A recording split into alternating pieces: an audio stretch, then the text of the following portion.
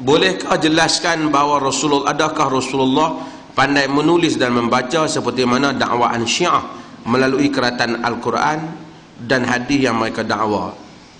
Antaranya semasa perjanjian Hudaibiyah dan satu hadis daripada Imam Bukhari. Syiah mendakwa bahawasanya Syiah kata Nabi ni dia bukan tak boleh menulis dengan membaca, dia tidak menulis dan membaca. Ma'ana biqari itu tidaklah aku pembaca tu, maksudnya dia tak membaca, bukan tak erti membaca. Itu dakwaan Syiah. Tapi ahli sunnah menyatakan Nabi ummi, Nabi yang ummi itu merujuk kepada tidak menulis dan membaca, kerana di atas hikmah yang Allah Ta'ala saja tahu. Syiah kata, alasan Syiah kalau Nabi tanpa tak erti tulis baca tak cerdik, Nabi kena cerdik. Kita kata tak, Nabi tidak pernah menulis dan membaca, dan tidak menulis dan membaca. Kita tak ada bukti dia boleh menulis dan membaca, dan sama ada bukti kata dia tak pernah menulis dan membaca. Sehingga orang tidak, pada zaman itu Arab memang tak menulis membaca, mereka bergantung pada ingatan.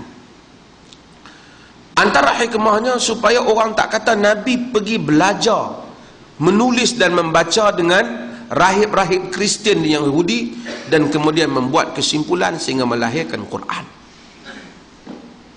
Jadi ruang ini tak ada. Sebab itu mereka kata ini adalah sihir.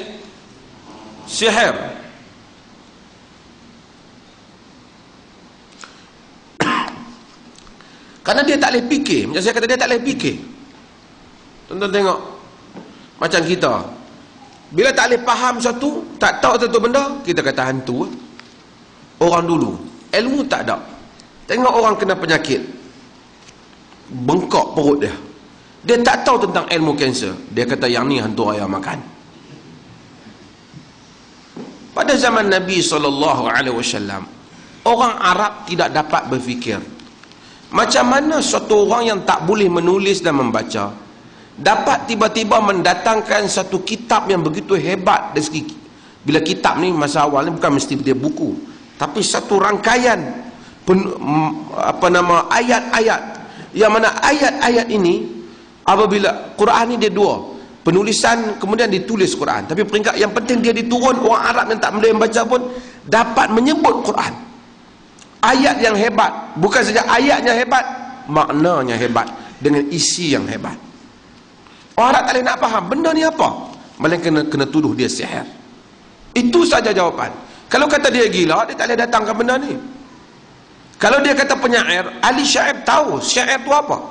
Kalau kata dia jampi, banyak tukang-tukang jampi ketika itu. Tapi apabila tak boleh nak jawab, macam saya buat contoh beberapa kali tuan-tuan, kita jumpa satu orang asli duduk tengah hutan, tak pernah keluar daripada hutan, dan memang tak ada bukti dia pernah keluar. Di situlah lahir, di situlah dia membesar. Kita jumpa di situ. Kita jumpa dia, kita sembang dia, pipi tanya dia apa semua, kita ingat nak suruh naik buah. Dia pun cerita tentang teori Newton, Einstein apa semua. Gravity lah apa, kita kata hang ni mesti mengaji universiti. Dia kata tak. Depa mak dia kata tak benar. Dia kecil-kecil duduk di sini ya. Lepas tu dia cakap tentang falsafah Aristotle lah apa. Kita kata baik main budak ni. Apa bohong kau ni, hang mesti belajar universiti, masuklah hutan ni balik pakai cawat. Atau hang mesti duduk di luar. Dia pun tetap. Kaji-kaji tak ada. Kita tak boleh. Kalau macam tu kita tahan tu rasuk lah. Masuk dalam tubuh. Dia kan tidak nak tahu macam mana.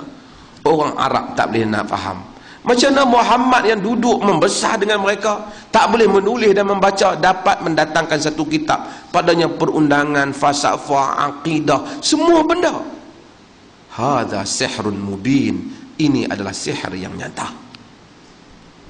Di situ datangnya perkataan sihir. Tak ada dah penafsiran, tak ada penafsiran.